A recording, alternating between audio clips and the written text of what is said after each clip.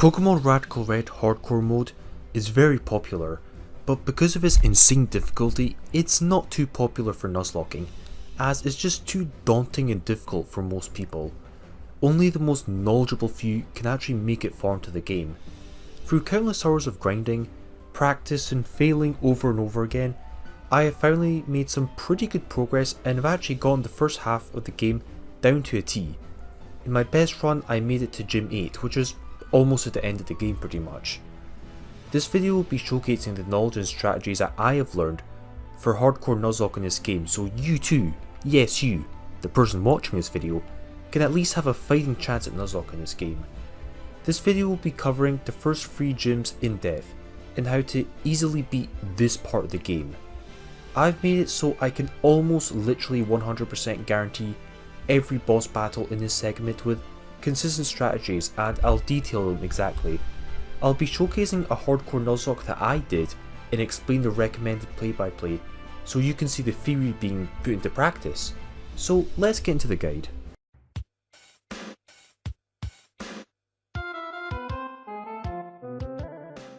So first up, if you truly want to master this game, then you need the proper documentation and calcs. Pokemon Challenges Discord has a boss fight docs, an in-depth showdown calculator, and a Pokedex app with all the Rad Red mods included with all their updated stats for this game. You need this, it's so convenient. Absolutely get it. Second of all, make sure you're playing on the Radical Red streamer patch.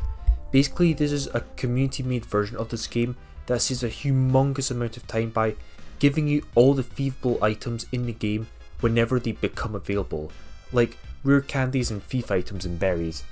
I'm assuming you will be using this. You should be able to find it in Pokemon Challenges Discord, or most big Pokemon Discord with Radical Red servers should have it too. Third of all, I will also be using DexNav clause for the first area of the game. This rule means that basically you're allowed to pick your first 5 encounters of the game before you fight Brendan. This is because the early game in hardcore mode is so brutal and RNG reliant as is, and it already requires you to reset for at least 2 different specific mons as is. Since your starter already has perfect IVs in this game, there's nothing stopping you from just resetting an infinite number of times to get any permutation of starting mons anyways, which is very possible with speed up. And especially because you don't actually fight anyone by this point in the game. By allowing DexNav clause and just picking your first 5 encounters instead as your starting point, it saves you having to reset for a long time. Obviously after Brendan, the first boss fight of the game, DexNaving and picking your encounters will absolutely not be allowed anymore. It's only the first 5 mons you encounter by Viridian Forest. I know for a fact that a lot of people will get butthurt over this, but I guarantee you, most of these people who complain about this rule set haven't even tried hardcore mode, or if they have, they haven't even made it past Brock. And besides, the Radical Red community actually allows this clause, and even then, it's not even cheating. You're just speeding up a process of resetting for optimal encounters that you can already do without cheating. You're not making the fights any easier, just more consistent. To show the implicit bias in the nuzlocking community, nobody has a problem with Pokemon Challenges literally bending the nuzlocke rules to suit himself, like raising the level caps arbitrarily to be higher level in the boss fights in Emerald Kaizo, or allowing the use of items mid-battle in other Kaizo games when this would never be allowed by anyone else, giving you a really big advantage over the AI. But DexNav clause in Radical Red, apparently that is not okay because reasons. Yeah, the obvious nut hugging bias is obvious. So, with all this established, let's actually begin the run and showcase the strategies. Okay, first things first, before I cover anything else on which encounters I'll be picking, we need to talk about the starter first. Now, anyone who knows anything about hardcore mode knows that Charmander sucks. For obvious reasons, we'll be automatically ruling that out. Bulbasaur and Squirtle are both good options, but I recommend Squirtle. Squirtle is a very good starter in this game. It's very consistent, and my argument for it is that it sees play throughout the game. It becomes useful even in late game. It's got good bulk, it's water type, it has fake out, rapid spin, which is very important, and flip turn, which gives you access to slow pivoting, very useful mon, so for this strategy guide, I'm assuming you're picking Squirtle, though you can make Bulbasaur runs work too if you want. So start the run, and here I pick my encounters. Now first up in Viridian Forest, the first encounter that I would select of all the bug types, absolutely Kricketune. It is probably the best encounter here, and it's definitely the safest encounter for early game. Kricketune is absolutely amazing for the first 2 gyms, like in all the bosses in between. It plays a pivotal role in basically every boss fight in between that part. It does really fall off after Misty though, so it's a mon that you will want to sack afterwards, but it will really carry you until that point. Without Kricketune, early game becomes way harder to beat, and you will see why. Next encounter in Route 2, Phanpy is a very good encounter, but I selected Oddish instead. You do need at least one grass and or poison type for early game to pivot. And Blossom I think is just an excellent mon. To put into perspective, it's got equivalent stats to Venusaur, actually a little bit better. And you get it before Nugget Bridge, that is insane. It also gets Moonblast and Leaf Storm early. Fairy typing is incredibly useful. It sees play in basically every boss fight in the first 2 splits for sure, but even like mid and potentially late game, Blossom will be seeing play. I would not recommend Vileplume though, it's still a very good mon. In Viridian City, I would recommend Marill. Obviously you would need huge power, but Water Fairy with priority in decent bulk is just a very good mon. This will see play throughout the game. It's kind of a no-brainer for most people. Route 1, I would recommend Poochyena. Anyone who has any amount of knowledge of hardcore mode knows that Poochyena is such a good early game mon. It does see play after Kricketune, but not very much. It's another one of those mons where it really carries you through early game, but after Gym 3, you could sack if you want to. It still has 1 or 2 uses, but that's basically it. Strongjaw and Intimidate are both basically interchangeable for early game, it doesn't matter which one you get. The final mon I will get, and this is the last mon that we will be able to pick, after this it will all be randomised. But for the last mon on Route 22 I picked Alolan Sandshrew, and this mon is just absolutely incredible. Very good typing, very good moveset with priority, spiky shield, rapid spin, offensive steel coverage, good defense. It's such a useful mon. It sees play early game, but as the game progresses, it becomes more and more viable. In certain boss fights like Erica for example, this mon is just pivotal. It's good early game, but it just gets better and better as the game progresses. You will not regret picking this. So now that we have all of our encounters, we can actually start the run, and I will say, if you pick these 6 encounters, you can almost at least 90% guarantee every single boss fight until Misty. This is just a very consistent core that covers all of its weaknesses. It's just very effective, and some of these mons will be very useful later on too. So let's go show this team. The first fight, Brendan, is really not an issue. If you're struggling to beat Brendan, maybe hardcore mode is not for you. And this is something that I would recommend in general. If you truly are serious about hardcore nuzlocking hardcore mode, probably try and beat restricted mode first. It's a pretty fun mode anyways, so I think you should do it anyways, but because this game has such a learning curve with AI and such, I would recommend doing restricted mode. But for hardcore mode, Brendan, basically just counter all of his mons 1 for 1, you can easily do it. Like Marill beats Meditite, Trico gets beamed by Kricketune, make sure you give it bug bites, and the rest of his team just goes down really easily. That's not an issue. The next boss fight afterwards, Sammy, this is an issue. I absolutely despise this boss fight. This is one of those very few boss fights early game that is not 100% guaranteed, unfortunately. It's the second one we have to fight. Not only does this fight is incredibly tedious to do, but it's still pretty RNG at the end, and you will see why. The lead, however, is not so bad. Leads off with Kricketune, and I always lead off with my own Kricketune, and I go for Rock Tomb, then Bug Bite. Make sure you have an Oran Berry on the mon that's fighting Kricketune, because in this fight, Kricketune is hard coded to use Bug Bite if you have a berry. It just wants to eat it. You don't want the Kricketune going for Rock Tomb, so you beat that. This will bait in the second mon, Dustox, and this is why you desperately need Oddish, which evolves into Gloom. This Dustox can basically heal up in out-heal almost any mon you can get at this point of the game, so trying to attack it down is just not a good option. It will use Toxic, Protect and Roost with Black Sludge and stall out everything. We have to stall out the Nuzlocke, and that is not fun. But it's literally the only way we can win. So what we do is, it will always try to Toxic turn 1 on Kricketune, so you go into your Gloom, then it will use its one attacking move, because it can Toxic obviously Psybeam, so you go into your Mychena, then it can only use Toxic there, so you pivot between Mychena and Gloom, back and forth, back and forth, back and forth. It will run out of Toxic pretty quickly, but Psybeam has a lot of PP, and it will take a long time for you to PP stall Psybeam. This is just not fun, even with speed up it's very tedious. You have to keep on doing this until the AI decides to switch out into Volbeat, and this thing's a threat. You could do some tricks, like for example, when the Volbeat switches back in to Nuzlocke and no longer a Psybeam, you can send in your Mychena, keep spamming Bite until Volbeat comes out, and then you can damage it. This Volbeat is really not nice. The reason why is it's got pretty solid stats now, the electric type, and really good coverage, and it uses Silver Wind, and if this thing gets a Silver Wind boost, it will just wreak havoc on your team. My way of beating this is to try and Poison Powder with Gloom and try to stall it out. It will always try to use a bug move on Gloom, so you switch into ideally Marrow, which resists it, and then that will be in Flash, so you go into Gloom, which resists it, and you can keep repeating that until it gets whittled down by Poison. The good thing is that when Marrow is in KO range, the Illumies will try to Mega Drain it, which is really good because Gloom can just naturally wall this out. And when the Volbeat is weak enough, you can finish it off with Mychena. Obviously, you'll have to bait out a move that's not Silver Wind.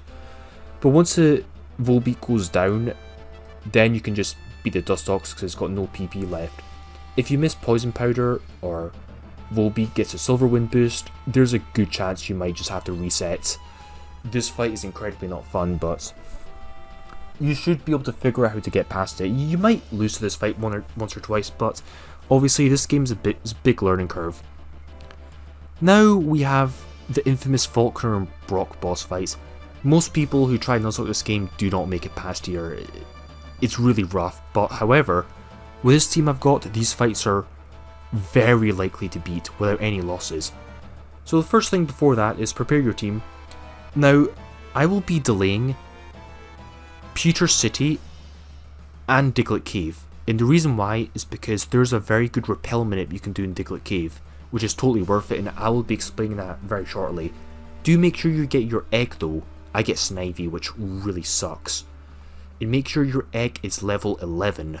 Do not make that mon go past level 11, you will see why. So Faulkner in this fight is very straightforward. You lead off with Kricketune, you go Hard Stone, which you will get in the Streamer patch, and you go Careful Nature, you need that. With Careful Nature and Hard Stone, Kricketune can outspeed and always one-shot Faulkner's first two mons with a Rock Tomb. You just need to hit those Rock Tombs, otherwise you're kind of screwed. If you miss Rock Tomb on Rufflet, it is possible to play around it, but ideally you don't want that. But most of the time you will hit your first Rock Tombs. This will be an Emolga, and Emolga usually takes a Rock Tomb, but the good thing is because you're Careful Nature, you always take a crit. But that's not a problem. Even if Emolga lives, you can just go into, for example, Mychena and try to KO it that way with Priority Sucker Punch. It's not an issue. Farfetch, this thing can be a little bit annoying, but my way of beating this is switching Gloom on like a Rock Smash, for example. Then that will be in knockoff, so you go into your Marrow, then it'll get its item knocked off, but that doesn't matter. Then you use Adamant Nature, Covet, and Aqua Jet, and you always kill the Farfetch'd.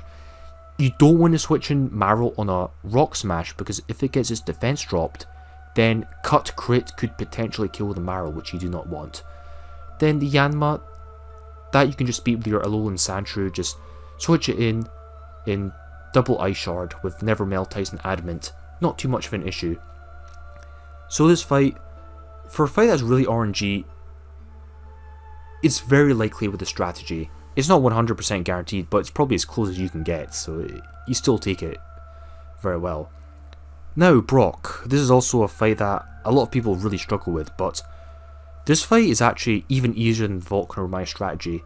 It's very hard for this strategy to backfire, so what I would recommend is you lead off with Wartortle and you go Modest Nature and Water Pulse. This is because this will make it so you outspeed Brock's lead Hippopotas and you should always see kill with Water Pulse. The AI will know this and will try to play around it by switching in its Storm Drain Lileep. It will always do this on Wartortle. So you play around it by switching turn 1 into Kricketune with Silver Powder, and this time you go Brave Nature. That's good because Lileep is a really big threat, and because you just switch in turn 1, you just destroy it with Bug Bite really easy. Then Hippopotas will come back in, it will always try to Stealth Rock, so you go back into Wartortle, and then you will always go for Rapid Spin. This is good because Cacnea will always be switched in on the Rapid Spin, and now the Stealth Rocks are gone, and Cacnea is chipped, so Gloom can always switch in and take out the Cacnea with 2 Acids. Gloom should never go down to this Cacnea, even after +1. For Gloom to go down, it will need to get hit by like a 5-hit Pin Missile, plus like at least 1 crit would be needed, so that's extremely unlikely to happen. So you take that out as well. This will always bait an Arcan, and it will always go for Pluck, even if it sees kill with other moves. One thing that's very important in this game that you need to know is that if a Pokemon on your opponent's team sees kill with more than 1 move, it will always go for the move that's on top. If you look at the Pokemon Showdown calculator for this game, the move that's higher up in the order will have priority over the other ones. So even if your Gloom, for example, is really weak and the Arcan can see kill with all of its moves, it will always go for Pluck because Pluck is the move that's higher up. It is quite complicated, but all you need to know is that Sandshrew in this situation is always safe to come in and Ice Shard the Arcan twice and take it out. You only lose Sandshrew if you get hit by like double crit high roll, but that's pretty easy. Hippopotas will come back in and Wartortle can come back in and Water Pulse it. Even if Wartortle doesn't magic KO the Hippopotas, that is fine, you can just go into Marrow, then KO the Hippopotas, so it doesn't matter either way. Lunatone is the last real threat you have to deal with. In this, you switch in Mychena and you just Sucker Punch it twice. I would recommend going for Oran Berry and Careful Nature. That means your Mychena is as bulky as it can be when it comes to special defense. The only thing you might have to worry about is Mychena switching in on Ancient Power and getting crit or Ancient Power boosted on, but if that doesn't happen, you auto win the fight. Sandshrew you can easily beat with Kricketune because Sandshrew always goes for Bulldoze and Mychena. Then Kricketune can just Mega Drain twice and beat it. You could potentially beat it in 1 Mega Drain. This is why I recommend Brave Nature, because the Brave Nature makes it so your Mega Drain deals a little bit more damage, so you heal up a little bit more so you're not dead to a second crit. But with this strategy, this fight is very easy to do. The chance of you losing are slim, maybe 10% if that, but it's a very good strategy. Now, we still have a lot of early game stuff to do, but there are a lot of encounters, and a lot of these encounters you can guarantee. So, the Repel Manip I mentioned earlier, I will do the Diglett Cave Repel Manip. If you have a level 11 Mon, like the egg that I mentioned earlier on, and you repel at that level, you will always Repel Manip and can guarantee a Nose Pass in Diglett Cave. Nose Pass is a very good Mon. It evolves into Probopass, which has a slight stat buff, and it gets Magnet Pull. Steel Rock with Levitate is its hidden ability, is just excellent. Slow pivoting, very good Mon.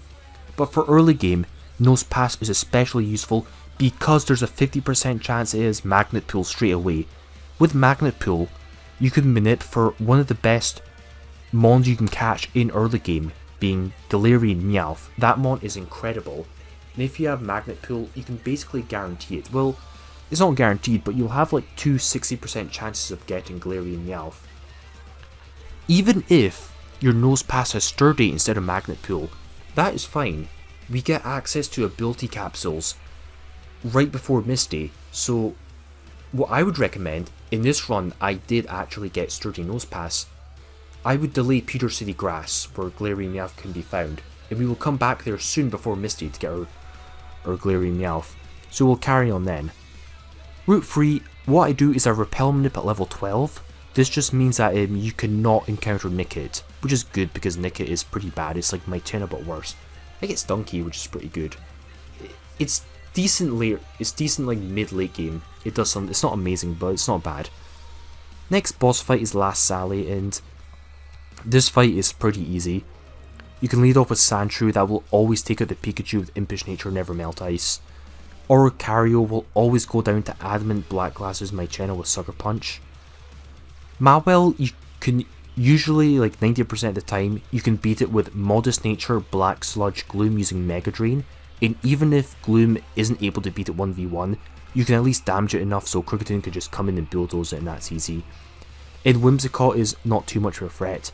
If Gloom's healthy, you can beat it with that, or you can beat it with Mychena using Poison Fang.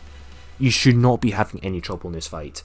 This is like one of the easiest boss fights in a game, so if you're struggling against this boss fight, then I've got news for you, buddy.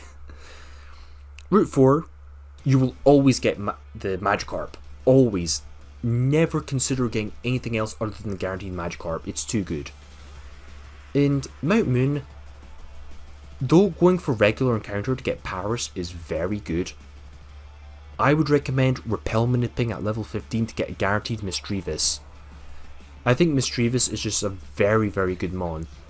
For the tag battle in the mid game, which is one of the hardest fights in the whole game, I think Magus is an excellent mon. And Misdreavus also has a few other uses too, and it has some late game uses too. You could go for Paris, which is a very good mon, but I've had it happen to me more than once where I go for Paris with random encounter and get a flipping Dunsparce. Yeah, I'm just burned from that, screw that. I'll get my guaranteed Ghost type, which is always nice to have. So now we have another boss fight. This one it looks hard on paper, but it's actually really straightforward in practice. I always lead off with Gloom in Gyarados. Intimidate is pretty useful. What you'll do is you will Acid, then Gyarados will switch in Mychena turn 1 straight away. The Voltorb should always go for Self-Destruct, which shouldn't deal that much damage to you at all. This will bait in Swoobat, which is the only real threat. Now the good thing is that because of double battle AI in this game, the Swoobat will always try to Calm Mind turn 1 no matter what. So Gloom doesn't need to switch out. You Acid, then Mychena uses Bite on the Swoobat, then you Sucker Punch it next turn, and that should almost always take it out regardless of ability. You might need to dodge a crit in Mychena from U-turn depending on the situation, but that's basically it. Once the Swoobat goes down, you basically win the fight. The rest of the mons aren't really that threatening. I'm assuming that you are intelligent enough to figure out the rest of the fight on your own, because it's really not that bad. Next up is Archer, and this is a boss fight that is extremely hard on paper, but there actually is an exploit you can use to make this a lot more easy. So what I would do is I would lead off with Adamant Nature, Mystic Water, Aqua Tail, Azumarill. The reason why is because this Solrock has Stealth Rocks, which you do not want to set up, but in this game, if the AI knows that you are able to KO the opponent, it will not go for hazards. It will attack with its strongest move, which is Self-Destruct, and Azumarill can see kill in this. So we predict Self-Destruct and we go into Sandshrew and it will always blow itself up turn 1, which is really good. It gets that big threat out of the way straight away, which is nice. This always baits in Houndour. Azumarill just comes in, Aqua Jets it twice, destroys it easily. This always baits in Seviper, and what you do is you basically pivot between Gyarados and Sandshrew because it will always go for Ground, then Poison move. It can also Hypnosis, but that literally does not matter. You just pivot between your Steel type Sandshrew and Gyarados until Seviper is -2. When Seviper is -2, you switch out. In this game, in Radical Red, how the AI works is if a mon's main attacking stat is -2, the AI will almost always switch it out to another mon. Because we know that Seviper will switch out, we always switch in Kricketune here. This is because Archer will always switch in Mychena, which is really good. Because Kricketune is faster than Mychena and can just destroy it with Bug Bite, which is really nice. And the even better thing is, this will bait in Fearow, obviously, which is the biggest threat here. But because we're already in, and we anticipate this, we put on Cobra Berry, which resists flying moves, so Kricketune can always take the flying move from the Fearow, can hit it back with Rock Tomb, then can outspeed it and finish it off with Bug Bite. If you miss Rock Tomb, then you will definitely have to improvise, but if you don't miss the Rock Tomb, you just destroy the Fearow and auto win the fight. Now your whole team could just gang up into Viper. You can keep Intimidate, spamming it with Gyarados and Sandshrew, then finish it off with like Mychena, but yeah. It's a hard fight, but with this strategy you can just abuse the AI and really take advantage of it, which is pretty good. Now, Cerulean City, there's some options here with your encounters.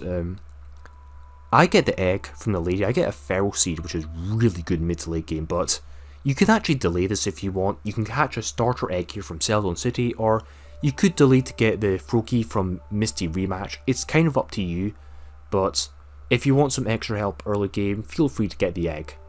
That's not an issue. Now, next rival fight at Nugget Bridge. Now, most people would recommend going straight to level 28 for this fight, but I recommend not doing that. I think the better strategy is to just stay at a lower level like level 23 and edge. And people don't actually understand, but yes, you can in fact edge in this game for boss fights and level up mid-fight. In fact, because this game already gives you so much XP as is, and basically gives you an EXP share on steroids, I think, why not abuse this? Especially as this fight can be a little bit tricky. With these mons, there is a safe strategy for this fight, but being able to gain 2 whole levels mid-fight just makes it even easier to beat, so I think why not? So, when the rival has an Ivysaur team, he will always lead off with Hitmontop, so my strategy is lead off with Gyarados to intimidate it, switch in Azumarill, which needs to be Adamant Nature. All of your mons can have Citrus Berry, that's probably the safest item to go. And you go for Covet, and make sure your edge, you're almost about to hit level 24. This is really good because the AI will see this and will switch in Clefable. Now Clefable is probably the biggest threat in his team, but because it switches in on Covet, Clefable is dead to a second Covet plus an Aqua Jet, so you only have to take 1 Charge Beam, which isn't really that threatening. So you get the biggest threat out of the team straight away, and Azumarill gains a level, which is really nice. Arbok is usually a very big threat, which will come in next, but turns out the Nose Pass that we can 100% guarantee completely walls this, which is really nice. You can use Thunder Wave, Bulldoze to slow it down, and most importantly, this actually gets early rest, which is so good because it can just stall out the Arbok infinitely. So good. The one thing you need to keep in mind is that if Nose Pass is at full health because it just used rest, the AI will switch out the Arbok into something else. This is because when the AI knows that it cannot free hit kill your mon and it has a certain switching score with another mon in its party, it will want to switch out. So you can kind of use that to tell when the AI is going to switch out. You could just spam Thunder Waves too and Thunder Wave whatever comes in, but you shouldn't have any issue handling this Arbok. Nose Pass is just really good here, and you'll continue getting more levels during this fight, which is really good. Hitmontop will come back in eventually, and Azumarill will just destroy that. Water Monkey is a pretty strong mon, but because it's got Sage Mode, which is basically guerrilla tactics but for special attacks, you can easily play around it. Blossom can switch in on every move apart from Icy Wind, and it'll get locked into that, so Blossom just hard counters a Simipour. One thing that I noticed is that when Blossom switches in on Simipour, the AI will pretty much always switch in Ivysaur on the Blossom because it knows that Ivysaur walls out all of Blossom's attacks and Simipour has a bad matchup. So what I did here was I actually predicted that Ivysaur was going to come in, so instead of actually attacking with Blossom, I switched in Krigatune on the opponent's switch in.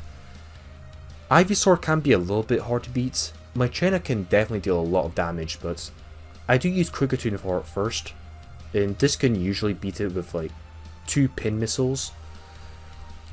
If it doesn't work, you can always just use Mychena and like Psychic Fang it, especially with Strong Draw, you'll just destroy it. Then after that, you should be fine. Simipour is not a threat. Eevee is like the only thing you need to worry about. The thing about Eevee is that it will always try to use the Extreme Evil boost thingy turn 1, so you just play around it. It usually comes out last anyways. You could have just intimidated spam, then try and finish it off with something else. Or if, like, for example, Mychena's in, it could just destroy the Eevee 1v1 before it can do anything. So you shouldn't have any trouble against this Eevee. Pivot around on it and make sure you don't risk any crits in it and you will be fine. So that's pretty much it. Luckily the Nugget Bridge trainers are kind of cannon fodder. There is this one other boss you have to fight at the end of Nugget Bridge, and his team looks really threatening, but the AI is just totally abusable here.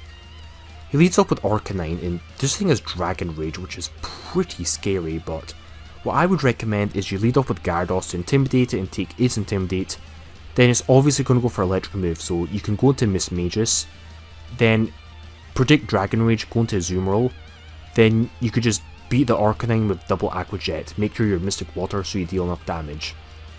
Togedemaru can be a little bit annoying, especially because it's got Zingy Zap and fast Iron Heads which can flinch, and I don't have a good ground type for it. What I would recommend is try to intimidate it once with Gyarados by baiting in a Steel move. Then once it's -1, Krigatune can always switch in on his Togedemaru and beat it. Because when the Togedemaru is -1, it will always go for Zingy Zap because that will do more damage because it always crits, so you never have to worry about getting flinch from Iron Head, and Krigatune with Impish Nature always takes 2 Zingy Zaps and just bulldozes it in return and beats it, which is really good. Komala is an absolute demon because this thing has flipping Protect, Last Resort, and Silk Scarf, which is strong as all hell, but it's only got Last Resort as its attacking move. We just happen to have Mischievous here, which completely memes on it. Komala just cannot touch it, which is pretty funny. And the last one is Druddigon. This only has Poison and Dragon coverage, so you can just switch infinitely between Sandshrew and Azumarill until it runs out of Dragon Tails, and your Sandshrew will just beat the Druddigon really easily. These are really powerful mons, but by using your brain, you just completely wallop them. It's pretty funny. It's pretty satisfying to do as well. Now you get 2 more encounters. Right after Nugget Bridge, there's a lot of really good encounters in grass. If you get Cottonee and Illumise, you're in luck, but most encounters here are pretty good as well. Things like Snubbull, for example, can work pretty well. Outside of Bill's house though, you will always get Chinchou, and you need this. This mon is just too good. Anyone who's played Emerald Kaizo knows the value of Volt Absorb Lantern. It's too important. Now, it's almost Misty time, but before that we got one more boss fight, the Dig Grunt. Now, most people say this guy is really hard, but with this team it's very consistent. I mean, all the boss fights are consistent with my team. Persian is a big threat because it has feline prowess, basically huge power for special attacking moves. I would lead off with Calm Nature Citrus Berry Blossom with Moonblast. This can basically hard roll the Persian and can take a lot of hits from it. Blossom's only in trouble if it gets like flinched multiple times in a row, which should barely ever happen. Usually you can just one-shot this Persian straight up. Sometimes it will use Parting Shot and try to pivot out. That's kind of a random chance, but it's not too big of a deal anyways. Regardless, Crobat will always be the first mon to come in afterwards, and this is not an issue. It will always go for Poison Move and Blossom, so you go into your Steel type Alolan Sandshrew, then that will bait in Hidden Power Fire, so you can go into Lantern. Then Lantern can beat Crobat with 2 Shockwaves. If Lantern gets high rolled on the first Cross Poison, it could potentially be KO'd by the second Cross Poison if it's a crit. You'll have to damage roll and check that in the calcs. If Lantern is dead to a second Cross Poison crits, then you want to switch out. This Crobat has high critical hit ratio and scope length, so 25% crit rate, you don't want to mess around with that, but you could always just pivot back into my channel with the Adamant Nature and Black Glasses and just finish it all with Sucker Punch. That should not be an issue. Leaving only 2 mons left. Octillery can always get one-shotted by Blossom. You just bait in Bullet Seed and you destroy it in 1 hit. Raticate is pretty annoying, but we can just easily cheese that. Oh yeah, the Persian comes back in, but Blossom can beat that, that's fine.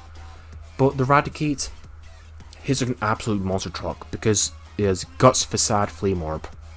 But luckily, if you have Mischievous, you just auto beat this. It literally cannot touch you.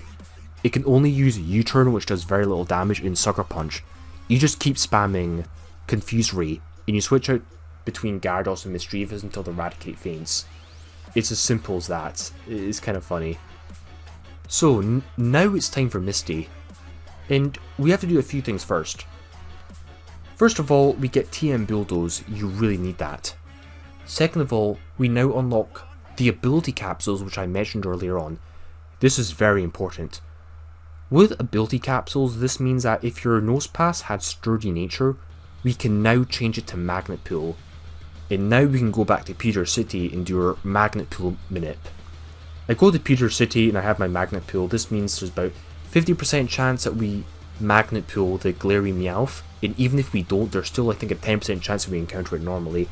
There's also other really good encounters in Peter City like Alolan Grimer and Phanpy, which are very good, but there's some bad encounters too like Snover and Gumshoes, which sucks. But I get Execute, which is really not what I was wanting. It's very mediocre, so it's whatever. Okay, first magnet pool failed. The second magnet pool, which we can do right below Cerulean City, I do get the Glary Meowth, which is very good. I'm really happy with that. Berserker is just an incredible mon, and it's very important for Misty, and it comes to almost literally like most of the boss fights you'll be having until late game. It's just a very impactful mon. It's got very good moves, good typing, good stats, 3 amazing abilities, and you will see why against Misty. This thing is just very good. It's totally worth repel manipping for Nosepass to get Magnet Pool. I'll be assuming for the sake of the strategy guide that you did get a Berserker in your run. If you didn't get a Berserker, that's fine. My best run in this game where I made it to clear did not have a Berserker in it, but you want it. Now, we have to prepare for Misty, and this is definitely a bit of a gatekeeping fight. It's not easy. There's a pretty good chance that you can lose one mon in this fight, and the AI does play around your strategies quite a lot. It's a decent idea to bring one mon that you're like okay to sack. For me, Kricketune comes to this fight quite a lot, and Kricketune works against Ferroseed, but it's also an emergency sack. If I have to lose someone, I'd rather it be a mon that I'm not going to be using after this point. You do not, under any circumstance, want to sack Gyarados or Lantern. If you lose Lantern especially, you might as well just reset the run. But here's my strategy for this fight. So, I lead off with Gyarados, and this thing needs Adamant Nature, and you need Pecha Berry. When you have Pecha Berry, the Politoed will not use Toxic. It will always try to flip turn, so you can bite the Politoed once, and the AI will flip turn into Starmie, and that will always go for Thunderbolt. So I play around that by switching in my Volt Absorb Lantern. Now here's where things get interesting. Make sure that your Lantern has Spark, Careful Nature, and Icy Wind. You need Icy Wind to make the AI switch into the right mon. But when Lantern switches in on Starmie, the AI will always switch in Ludicolo turn 1 if your Lantern's at full health. That is very important because we can predict that switch and send in our Ludicolo counter. Ludicolo can be a big pain to counter without Parasect. I send in Berserker, which can be used here as a Ludicolo answer. You fake out, then you destroy the Ludicolo with Metal Burst. You have Rossberry, so burn never matters, and you said its ability is Battle Armor, so you never need to worry about crits. If you predict the switch and switch in Berserker here, like you should, you will always beat this Ludicolo with Berserker, which is just excellent. It takes a big threat out of the fight. Politoed will always come in next. You can use Blossom. Sometimes the AI switches in something else, sometimes it stays in. You just have to play around whatever happens next. But Mantine should come in afterwards. Mantine, this thing is really annoying, but you will need Lantern to beat this. You go Persianberry, Careful Nature, and you spam Spark on Mantine. This is because this thing will keep spamming Roost once it's taken some damage, but you play around that by paralysing it with Spark, so you can then outspeed it and finish it off afterwards. If you go for Shockwave, it'll just keep using Roost and keep out-healing the damage that you're dealing, which you do not want to happen. Also, you need Persianberry because if it confuses you with Hurricane, you are screwed. After this, Ferroseed should come in next, and this is where things start to get dicey. You're going to need some kind of Ferroseed answer, and you're not always going to have one. A strong Fighting type or a good Fire type could work, but I didn't have either of those. So this is actually quite good for the purpose of the strategy guide, because I was still able to counter it with the guaranteed Kricketune, so If you don't know how to counter this Feral Seed, you didn't get a good fire or fighting type, you could do what I did and just use Kricketune. Kricketune with Brave Nature to play around Gyro Ball and Citrus Berry, spamming Pin Missile, has a pretty good chance of beating this Feral Seed 1v1. It's not guaranteed. It will be pretty RNG reliant on how many hits you get with Pin Missile and if you miss or whatever happens, but the good thing about Kricketune in this fight is that Kricketune is no longer viable after the Misty fight, so if worse comes to worse, you can sack Kricketune to at least deal a lot of damage to Feral Seed and KO it with something else. Losing Kricketune is not a big problem, it really doesn't matter. So Toxicroak is quite a threat, but this is why you need Gyarados with Pecha Berry and Adamant Nature. Gyarados can switch in on Toxicroak, especially if you can manipulate going for a fighting move, then you will always two-shot it with Bulldoze, then you'll outspeed it after one Bulldoze, which is really good. The Toxicroak will usually try to set up on Gyarados, which you could just completely take advantage of, which is really nice. Sometimes Misty can switch in Stormy, which is actually really good here. She does that here. Because Stormy switched in on Toxicroak, this means that Lantern could just come in on the Stormy, then Mychena can come in it because it's going to use Psyshock, then just destroy the Stormy. Even if Stormy's at full health, Mychena with Rossberry can beat the Stormy 1v1, but it will have to dodge a crit from Scald, but that should happen more often than not. You should be fine. Then once Toxicroak goes down, the fight is pretty much over. Now, with these mons I mentioned, you should be able to handle this fight. More often than not, it's not 100% guaranteed. Things could go wrong. Sometimes the AI acts differently. I can't tell you how to always beat this fight. I can tell you how to beat this fight more often than not. Though this strategy guide will definitely be helpful, it's still up to you as a player at the end of the day to figure out how to optimize your own strategies, so take from this what you will. Misty is definitely the hardest early game fight, so if you get past this without any deaths, you're in a good spot, you should be proud. After this, things do start to get more tame. Camper Jeff, this next boss fight, is a double battle, and this fight can be a bit tense. Now, my strategy is to always lead off with Mychena and Gyarados, and you double Intimidate, because basically everything on his team apart from the Galarian and Mr. Mime are physical attackers. You can kind of abuse Intimidate pivots in priority abuse and fake outs, and try to play around his team. You will probably have to dodge at least one crits, but that happens. Gyarados and Mychena are pretty good leads because the Mr. Mime will always try to freeze dry the Gyarados, so turn 1 I switch in Berserker on that slot, which eats up the freeze dry, and can then use fake out itself turn 2, and the Ambipomb's going to already be -2. Then Mychena could just attack the Mr. Mime. From here on though, there is no set strategy. It will completely depend on what the AI is doing. You will have to play around it. One thing I would recommend is try to time your fake outs along with your KOs, and when the opponent switch in certain mons, try to fake out at the right time. You can use Flip Turn that you get from Misty, that's really good to get momentum. Blastoise, which you now get at this point, is very good. Great bulk, has Scald and fake out and Flip Turn for pivoting. One thing I like doing is using Gyarados, baiting in electric moves, then switching in Lantern on that slot to heal itself up. Then Gyarados can just switch back in on the Lantern slot. You'll probably have to dodge some crits here, but I always recommend bringing Gyarados, Mychena, Blastoise, Lantern, Berserker, and one other mon. If you have nothing else, worst comes to worst, you could bring Kricketune, which is what I did. And once again, Kricketune is your emergency sack. Losing Kricketune does not matter at all at this point. So yeah, I managed to beat this fight in my Nuzlocke. I did have to dodge 1 or 2 crits, but that happens. Luckily I got past without any deaths. And now we get a bunch of encounters before Lieutenant Surge.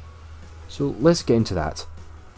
Now, for Route 6, Vermilion City, in SSN, I recommend fishing for all 3 of them. I know grass on Route 6 sounds tempting, but I would not get that for Misty. Route 6, I always old rod for Shelter. It's such a good mon, it gets battle armor, you can evolve it straight away, nice moves, it will see play throughout the game. Essesan in Vermilion City I always good rod, and this means that you're always guaranteed to get Kingler and Kingdra, both of which are very useful mons which you want. They will be useful throughout the game as well. Mega Kingler is pretty monstrous and has battle armor and good moveset. It's just very consistent encounter to go for. Now you can get the egg in Vermilion City too, and that's up to you. If you want, you can take that egg and hatch an underground path, or you can delay that to hatch a starter egg from Celdon City. That's up to you. If you want the extra encounter, go for it. It's random, so you can get anything ranging from a flipping Cubfu or a Cosmog, all the way to a flipping Bidoof for a Dunsparce, so yeah, make sure you're prepared for that. I get a Voltorb, which has Galvanize. That's not bad. Now, we're about to do the real 3rd gym leader. No, not Lieutenant Surge. Gentleman Tucker. This guy is significantly harder than Lieutenant Surge. His team can be pretty stacked, but with my strategy I beat him more often than not. Thankfully, but without a good strategy, you will wipe. I have wiped this boss fight before, it is pretty crazy. So, Alakazam lead, I always lead off with Careful Nature, which you absolutely need on this, my Jenna. And you go Choppleberry, then you just beat this Alakazam with Sucker Punch. You need Careful Nature so you can bait out Morpeko next. If it's not Careful Nature, Porygon Z comes out and gets a special attack download boost and you probably just lose right there. But Morpeko you can hard counter with Blossom. You need your Citrus Berry and you could just Moon Blastoise pretty easily. This is pretty good because it baits in Porygon Z and luckily it gets the physical attack boost, which is pretty good. You do not want this thing boosting up a special attack. And it will go for Ice Beam. This means that Berserker can come in, fake out his Porygon Z, because it's battle armor and never gets crit, so you're free to go for a Metal Burst. Take a hit, Metal Burst it back for more damage, and you can finish it off with Bullet Punch. You could also use Lantern to pivot around with Volt Absorb, use Flip Turn Lantern to go into Berserker. That's another way of beating it, I guess, which can also work, but once Porygon Z goes down, the fight should be pretty simple. Farfetch'd, I beat by going into Gyarados, intimidating it, then go to Battle Armor Cloyster with Choppleberry, so fighting moves from this won't do that much damage, and you just beat the Farfetch'd in 2 hits pretty easily. You even have priority Ice Shard if you need it. This will leave the last mon Surfing Pikachu, and you could have Lantern, slow pivot to go into Blossom, then Blossom could just always take a hit and Mega Drain it. You don't even need Leaf Storm for it, which is pretty good. Now we can finish off this gym, I guess. Oh yeah, you can get Route 7 encounter.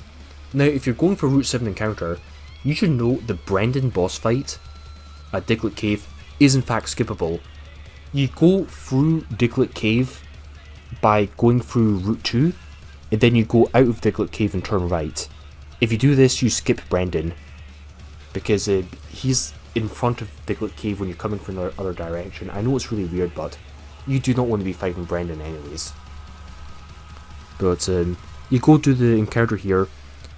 I would recommend Repel Manipping at level 24, because when you repel at level 24, Drowsy is no longer an encounter that can come up here, and that's good because Drowsy is by far the worst encounter here. Everything else is actually pretty useful, like Claydol, Cacturne, Pangoro, Golett, which I get, all pretty useful mons. That's pretty nice.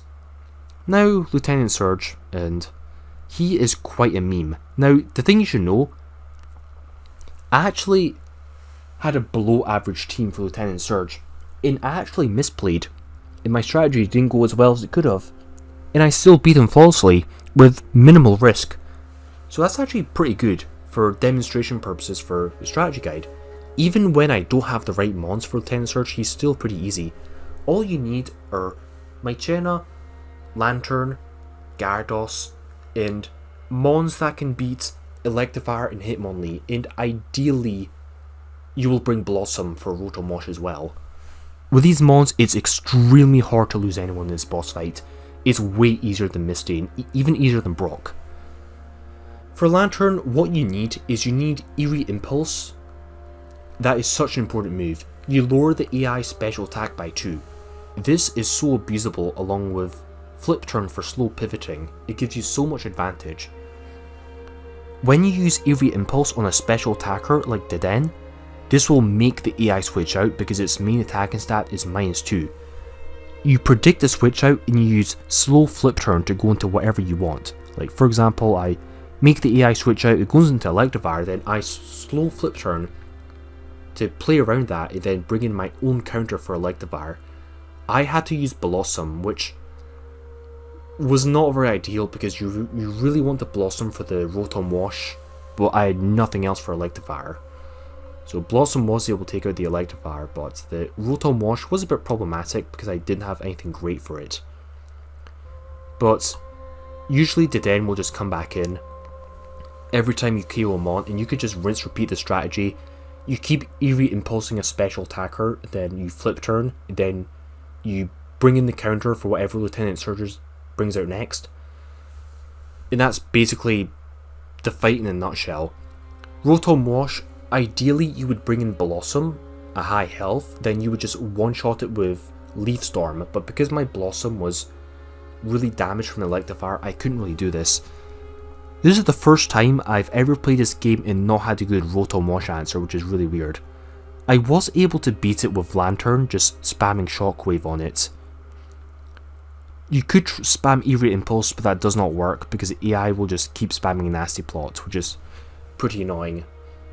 One thing that you should know for this boss fight is that when the AI's highest damaging move is immune because of an ability, like for example, Rising Voltage is the highest damage move the AI can use on Lantern, but it can't use it anymore because of Volt Absorb, the AI will panic and will start using random moves versus other attacking moves. So Hydro Pump is stronger against Lantern than Hidden Power Ice, but the AI will randomly pick one, it won't just go for Hydro Pump. It's something to keep in mind. It's pretty abusable too. I believe Emerald Kaizo had this as well, when you use Volt Absorb Lantern, the AI just freaks out and starts clicking random moves, which is pretty funny. But once Rotom goes down, the fight becomes quite a cakewalk. This was probably the most scuffed Lieutenant Surge I've ever had because I didn't have a good Rotom Watch counter, but it didn't even matter in the end. Just goes to show how easy this fight actually is.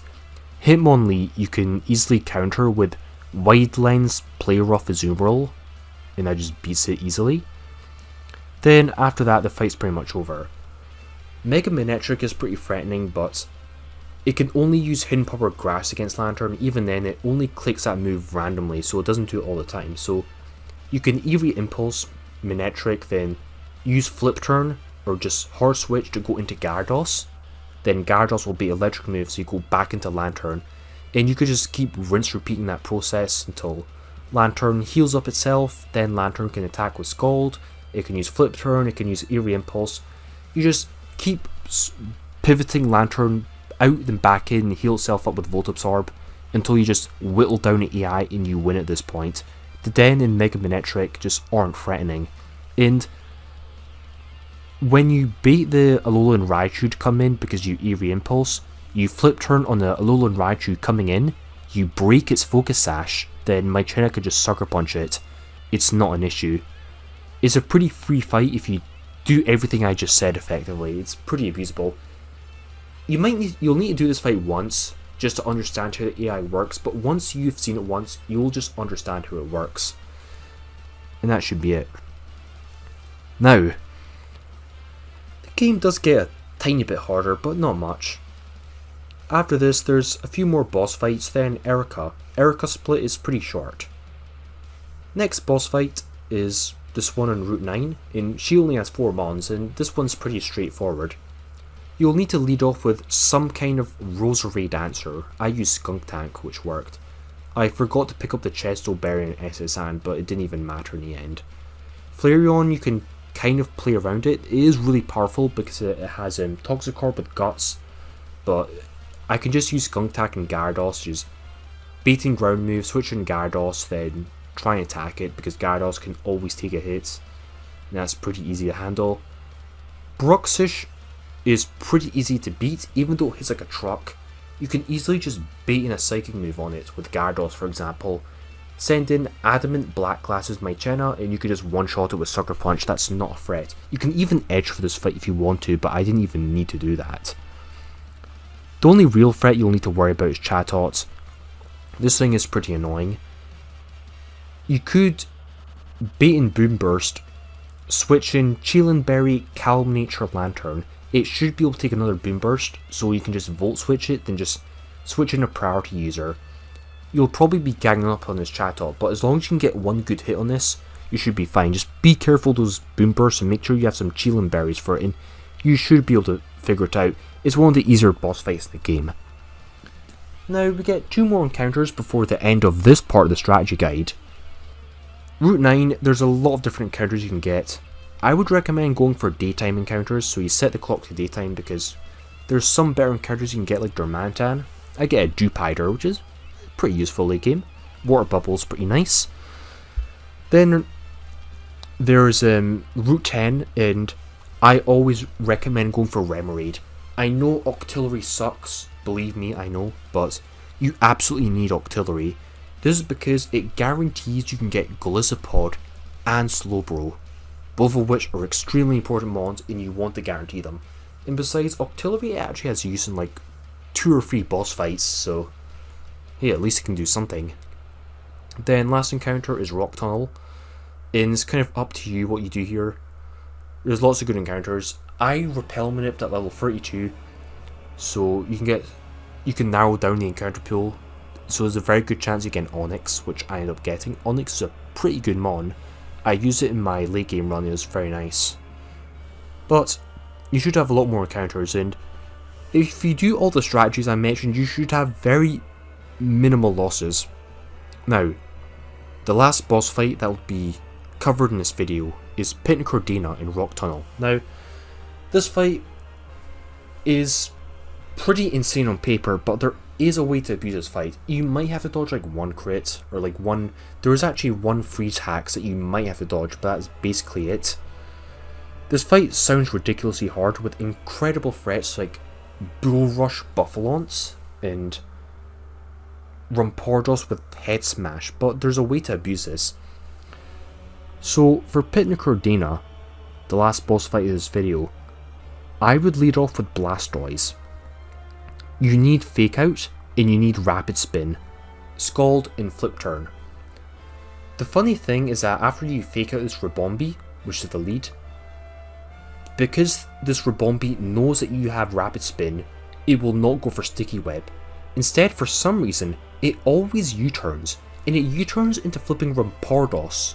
I don't know why it does that, but hey, I'm not complaining.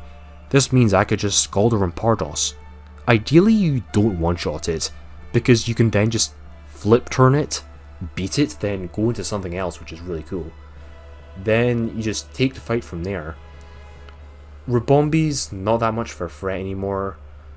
Buffalon you beat by going into Chillin' Berry Gyarados to take any hit Buffalon can throw, then go into Battle Armor Berserker, and that can just beat the Buffalon 1v1. You can Fake Out, take a hit, use Metal Burst, then use Bullet Punch or whatever.